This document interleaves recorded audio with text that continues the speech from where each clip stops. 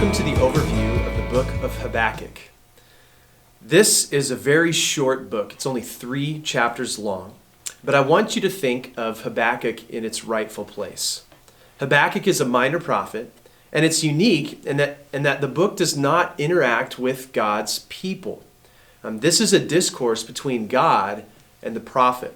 So a very simple way to zoom out and see what's going on in Habakkuk is to view these 3 simple chapters as a question and response between Habakkuk and God. Habakkuk is probably best known for the question of God's allowance of evil. Habakkuk says, "Why do you let evil endure?" And Habakkuk was a prophet specifically in Judah. And in Judah, there was a deep wickedness among God's people. They were unjust. They were pagan. They were depraved and wicked. And so Habakkuk is longing for God to bring justice. And God says, his response is, I'm going to use the Chaldeans, or the Babylonians as we know them, as my instruments of justice. And Habakkuk is unable to handle this. He basically says this cure is worse than the disease. And really what we don't find is Habakkuk, as in Job, Habakkuk, we don't find God giving an explanation of every detail as to why he is using the pagan Chaldeans. Instead, what we learn with Habakkuk is that God is in control. And we learn that no one is outside of God's control. He uses the wicked to punish the wicked. And Habakkuk is left in the end with trusting God. And that's the right response. Let me just give you a quick outline of the book. We can think of this in 3 stages. There's 3 stages to the book. The first stage, the first discourse, is chapter 1, the first 11 verses. And these contain a complaint from Habakkuk in verses 2 through 4, and then God's response in verses 5 through 11. The second section, or the second discourse, runs from chapter 1, verse 12, through chapter 2, verse 20, through the end of that chapter. These contain a complaint from Habakkuk again in chapter 1, verse 12, through the first verse of chapter 2. And then we see God's response in verse 2 through 20 of chapter 2. And the closing of the chapter is God's final word on the matter. Here's what God says in Habakkuk 2:20. "But the Lord is in his holy temple. Let all the earth keep silence before him."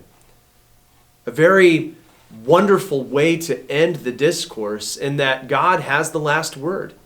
No one, no matter how much we question God, no one is able to command God or demand that God provide explanation. So we're all to keep silence before him. But that's not the only response that God demands, and we'll see in a moment.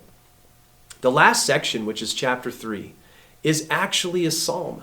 So it's a song that's written, and we know that because the final verse ends with, to the choir master with stringed instruments. And so this is Habakkuk's response. And it's really incredible. Throughout the book, there's this pervasive question of knowing. Habakkuk wants to know, why is evil allowed? What's God's plan? How long will God allow evil to endure? And how's God going to handle this? These are the kinds of questions that we have today. These are all questions of knowing. But God has something amazing. I want to point out in chapter 2, verse 4, God makes a statement that summarizes what our responsibility is when we're faced with questions of knowing. God says this, "The righteous shall live by faith." Huge statement, huge statement. God does not reveal everything, but he expects us to live by faith. And I think while Habakkuk does not get the answers that he's originally seeking, what he's left with is trusting God. But the very center of the book, the centerpiece, I believe, is in chapter 2, verse 14. It's a really incredible verse. I want to read it to you. It says, "For the earth will be filled with the knowledge of the glory of the Lord as the waters cover the sea." So that's knowing. Knowing the glory of the Lord. God's in control. This is such great news, and I think it's one of the best answers for the question that we often have concerning why God allows evil. God says in Habakkuk that all you need to know is that he is in control, and one day, what everyone will know is the glory of God. The book ends with these really beautiful words from verses 17 through 19 of chapter 3. This is Habakkuk's final response.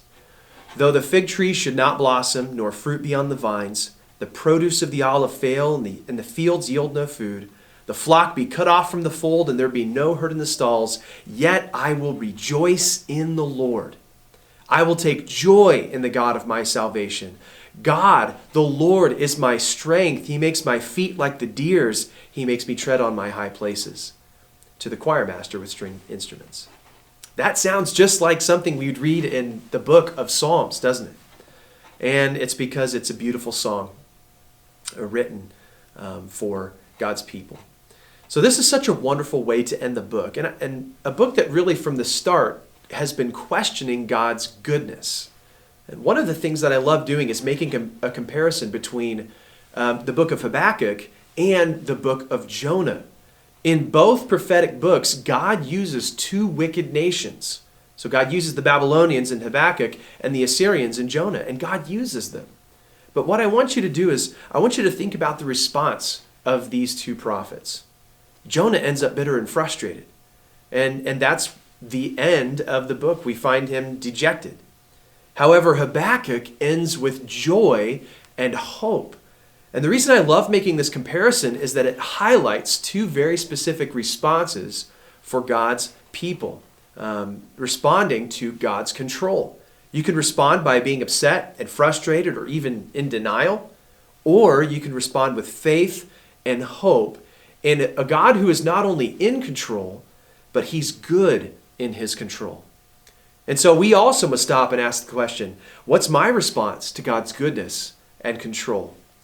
Even when God allows evil in our world, respond like Habakkuk with faith and don't respond like Jonah. I hope you enjoy the book of Habakkuk and find great encouragement there as you read.